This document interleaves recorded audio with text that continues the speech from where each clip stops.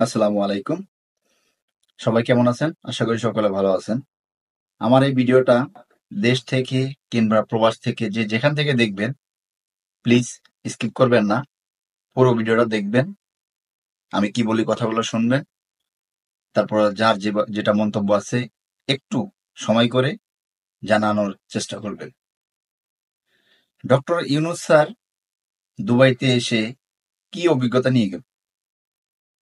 যখন দুবাইতে এসে আমাদের যেই সমস্যাটা, প্রথমত যে ভিসা নিয়ে যে সমস্যাটা, ওটা নিয়ে কথা বলার সময় দুবাইয়ের শেখ এমন একটি কথা বলেছে যেটাতে আমাদের মাথা উঁচু হয়েছে না হেড হয়েছে, সেটা শুনলেই বুঝতে পারবেন।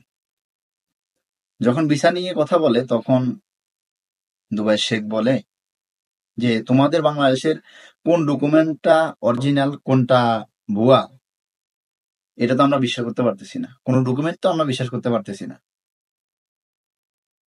যে মানুষটা ডক্টর না, আমরা দেখতেছি, তাকে দেখে বোঝা যাচ্ছে সে ডক্টর না, কিন্তু সে কি করছে? ভিসা লাগানোর জন্য, হাই প্রফেশন ভিসা লাগানোর জন্য ডক্টরের সার্টিফিকেট নিয়ে আসছে। যে মানুষটা ইঞ্জিনিয়ার না, সে ভিসা ভিসা লাগানোর জন্য, চাকরির জন্য, আমরা বুঝতে পারতেছি যে সে ইঞ্জিনিয়ার হতে পারে না, তারপরে কি তার কাছে ইঞ্জিনিয়ারিং সার্টিফিকেট। তাহলে আমরা কিভাবে বিশ্বাস করব তোমাদের? কিভাবে তোমাদেরকে আমরা ভিসা দেব? কিভাবে আমরা কর্ম দিব? হ্যাঁ, আমরা কর্ম দিতে চাই, আমরা চাই যে কর্ম করুক, সবাই কর্ম করুক, সব কান্ট্রি থেকে এসে আমাদের এখানে কর্ম করুক, তাদের লাইফটা সেটেল করুক। কিন্তু সেটারও তো একটা প্রসেস আছে, যেখানে তোমাদের কোন ডকুমেন্টটা অরিজিনাল আমরা তো বুঝতেই পারতেছি না, সবগুলো ডকুমেন্ট ভুয়া। তো কোন রাষ্ট্র যদি দেখে যে আপনার সার্টিফিকেট গুলো ভুয়া, তাহলে আপনাকে কিভাবে ভিসা দিবে, কিভাবে কর্ম দিবে আপনার? আর আমাদের দেশটা কোথায় গিয়ে দাঁড়িয়েছে যে আপনি আমি কিংবা কেউ না কেউ তো এই সার্টিফিকেট গুলা দিতেছি। আমরা কোন দেশে বাস করতেছি যেখানে আমাদের যোগ্যতা থাকলেও আমরা চাকরি পাইতেছি না? এমন না যে যোগ্যতা নাই, অবশ্যই যোগ্যতা আছে, যোগ্য লোকগুলা চাকরি পাচ্ছে না। কিছু ভাই ব্রাদারের জন্য, কিছু দেশের, তাদেরকে কি বলা উচিত সেটা তো আমি বুঝতে পারতেছি না। কিন্তু আপনি দেখেন আমাদের দেশটা কতটুকু নিচে চলে গেছে। আমরা কোন দেশে ছিলাম এতদিন?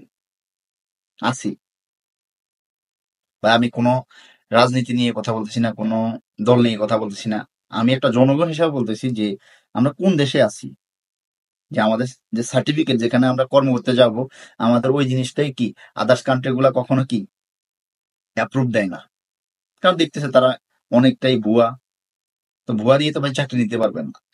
আপনি একটা জব করবেন, তো আপনার অরিজিনাল সার্টিফিকেট, আপনার যে মেধা শক্তি দিয়ে তো নিতে হবে, তাই না?